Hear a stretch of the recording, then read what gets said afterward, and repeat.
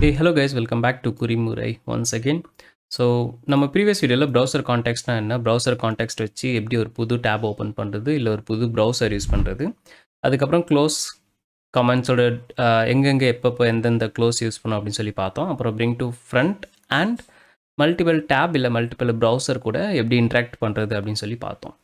இந்த வீடியோவில் ஒரு டெஸ்ட் ஸ்கிரிப்ட் நம்ம ரன் பண்ணும்போது அந்த டெஸ்ட் ஸ்கிரிப்டை ரெக்கார்ட் பண்ணுறது, அதாவது இப்போ நம்ம ரிப்போர்ட்டுக்கு வந்து HTML யூஸ் பண்ணுவோம், இல்லை ஸ்க்ரீன்ஷாட்லாம் யூஸ் பண்ணுவோம்ல, அந்த மாதிரி ப்ளேரைட்டில் சப்போஸ் உங்களுக்கு எக்ஸிக்யூட் பண்ண எல்லா ஸ்டெப்ஸும் உங்களுக்கு ஒரு வீடியோ ஃபார்மேட்டில் வேணும் அப்படின்னா தாராளமாக நம்ம பண்ணலாம். ஓகே, அதாவது ஒரு ஸ்க்ரீன் ரெக்கார்டிங் மாதிரி தான். இப்போ இந்த யூடியூப்பில் இந்த வீடியோ வந்து எப்படி ஒரு ஸ்க்ரீன் ரெக்கார்ட் ஆகி நீங்கள் அதை பார்க்குறீங்களோ, அதே மாதிரி நம்ம எக்ஸிக்யூட் பண்ணுற எல்லா ஸ்கிரிப்டையும் வந்து நம்ம ரெக்கார்ட் பண்ணி வச்சுட்டு லைக் டெஸ்ட்டு ரன் ஆகும்போது ரெக்கார்ட் பண்ணி வச்சுக்கலாம். ஸோ நம்மளுக்கு சப்போஸ் வந்து ஏதாவது ஃபெயிலியர் ஆகுது, எதனால் ஃபெயிலியர் ஆகுது, எங்கே ஃபெயிலியர் ஆகுது அப்படின்னு சொல்லிட்டு நம்ம கண்டுபிடிக்கணும் அப்படின்னா அந்த வீடியோ வந்து நம்மளுக்கு ஒரு ஹெல்ப்ஃபுல்லாக இருக்கும். ஓகேவா? இங்கே ஜாவாவில் பார்த்தீங்கன்னா கொஞ்சம் லிமிடேஷன்ஸ் இருக்குது. லைக் நம்ம வீடியோ ரெக்கார்ட் மட்டும் தான் பண்ண முடியும், டைரெக்டாக வந்து ரிப்போர்ட்டில் அட்டாச் பண்ண முடியாது. அதே ப்ளேரைட் டைப் ஸ்கிரிப்டில் பார்த்தீங்க அப்படின்னா நம்ம வந்து வீடியோ வந்து லைக் கான்ஃபிகேஷன் மாதிரி பண்ணலாம். இப்போது டெஸ்ட் கேஸ் ஃபெயில் ஆனால் வீடியோ வந்து ரிப்போர்ட்டில் தெரியணும், இல்லைனா எப்போவுமே தெரியணும், இல்லைனா ரீட்ரை பண்ணும்போது ஒரு டெஸ்ட்டு ஃபெயில் ஆகிட்டு ஆட்டோமேட்டிக்காக ரீட்ரை பண்ணும்போது எனக்கு வீடியோ வேணும் அப்படின்னா அந்த மாதிரி 3-4 ஆப்ஷன்ஸ் இருக்குது. ஸோ அதை வந்து நம்ம ப்ளேரைட் வித் டைப் ஸ்கிரிப்டில் சூப்பராக இருக்கும். ஜாவாவில் ரொம்ப சிம்பிளாக இருக்கும், வெறும் வீடியோ ரெக்கார்ட் மட்டும் பண்ணலாம். ஓகேவா? சரி, இப்போ நான் அந்த கோடை வந்து உங்களுக்கு நான் காட்டுறேன். இது ரொம்ப சிம்பிளான கோடு தான். ஸோ இது பார்த்திங்க அப்படின்னா நம்ம நேற்று யூஸ் பண்ண அதே சேம் கோடு தான்.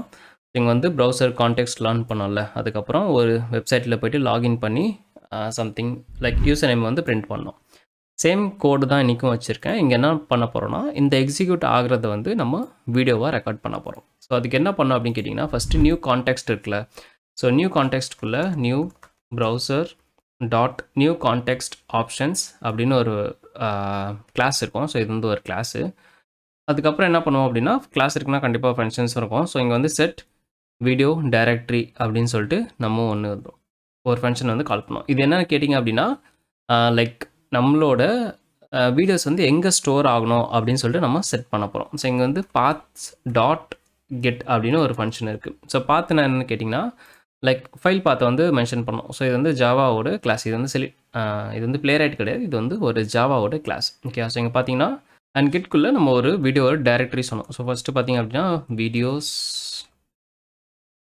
ஸ்லாஷ் அப்படின்னு போகிறேன். ஓகே, ஸோ வீடியோஸ்ன்றது ஒரு ஃபோல்டர். அந்த ஃபோல்டருக்குள்ளே இந்த ஃபைல்ஸ்லாம் நான் சேவ் பண்ணோம் அப்படின்னு நான் சொல்கிறேன்.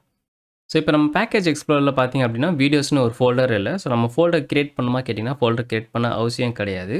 இது வந்து ரன் டைம்லேயே ஃபோல்டர் வந்து கிரியேட் பண்ணிக்கும். ஸோ இப்போ நான் ரைட் கிளிக் பண்ணி ரன் ஆஸ் ஜாவா அப்ளிகேஷன் அப்படின்னு கொடுக்குறேன்னா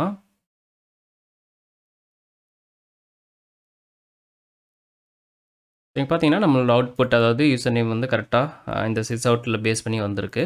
இப்போ ரைட் ஹேண்ட் சைடில் பார்த்தீங்கன்னா எதுவுமே இருக்காது. ஸோ ப்ராஜெக்டை ரைட் கிளிக் பண்ணி ரிஃப்ரெஷ் பண்ணிங்க அப்படின்னா வீடியோஸ்னு ஒரு ஃபோல்டர் இருக்கும்.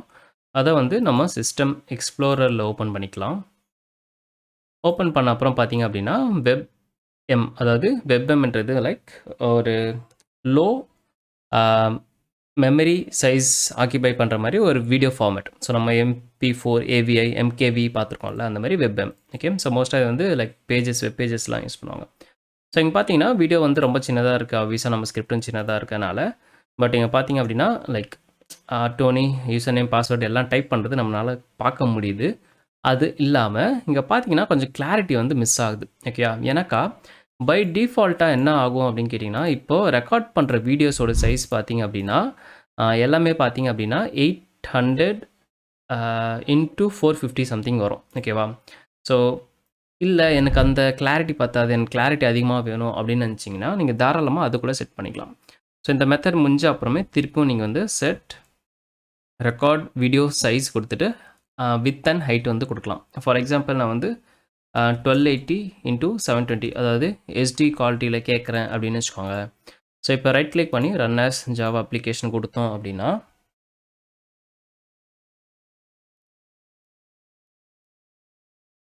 ஓகே, ஸோ திருப்பி அதே ஃபோல்டருக்குள்ளே பார்த்தோம் அப்படின்னா ஒரு புது வீடியோ வந்திருக்கு. அதோட சைஸ் பார்த்தீங்கன்னா 206 KB. பழைய வீடியோ பார்த்தீங்க அப்படின்னா 50 KBக்குள்ளே இருக்குது. இது பார்த்தீங்கன்னா ஒரு 200 KBக்குள்ளே இருக்குது. ஸோ இப்போ நம்ம இதை ஓப்பன் பண்ணி ப்ளே பண்ணோம் அப்படின்னு பார்த்தீங்கன்னா ஃபஸ்ட்டு கம்பேர் பண்ணும்போது இந்த வீடியோட குவாலிட்டி வந்து உங்களுக்கு கொஞ்சம் நல்லா தெரியும். ஓகேவா?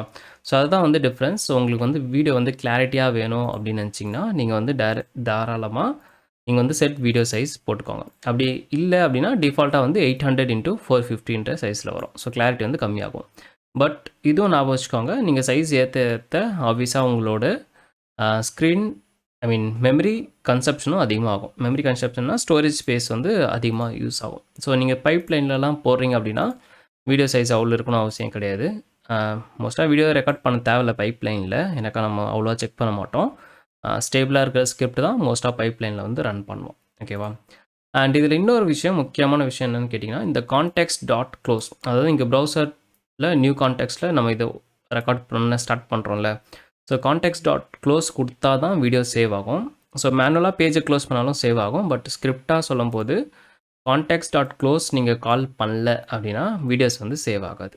ஸோ பிளேரைட் டாட் க்ளோஸ் அப்படின்னா மொத்தமாக ஃபுல்லாகவே நம்ம க்ளோஸ் பண்ணுற மாதிரி, பிளேரைட் இன்ஸ்டன்ஸே க்ளோஸ் பண்ணுற மாதிரி. பட் வீடியோ சேவ் ஆகணும் அப்படின்னா கான்டெக்ஸ்ட் டாட் க்ளோஸை கண்டிப்பாக வந்து நீங்கள் கால் பண்ணி ஆகணும். ஓகே, ஸோ இது ரொம்ப சின்ன வீடியோ தான். வீடியோவில் ஏதாவது டவுட் இருக்குது அப்படின்னா கேளுங்க. 2 ஃபங்க்ஷன்ஸ் தான், செட் வீடியோ டைரக்டரி ஒன்று, இன்னொன்று வந்து வீடியோ சைஸ் ஒன்று. ஸோ வேற ஒரு வீடியோவில் பார்க்குறேன். டவுட் இருந்தால் கமெண்ட்ஸில் சொல்லுங்கள். அண்ட் நம்மளோட சோர்ஸ் கோட் எல்லாமே நம்மளோட GitHub ரெபாசிட்டரியில் இருக்கும். லிங்க் வந்து கீழே டிஸ்கிரிப்ஷனில் இருக்குது, போய் பார்த்துக்கோங்க. டாடா பாய், டேக் கேர்.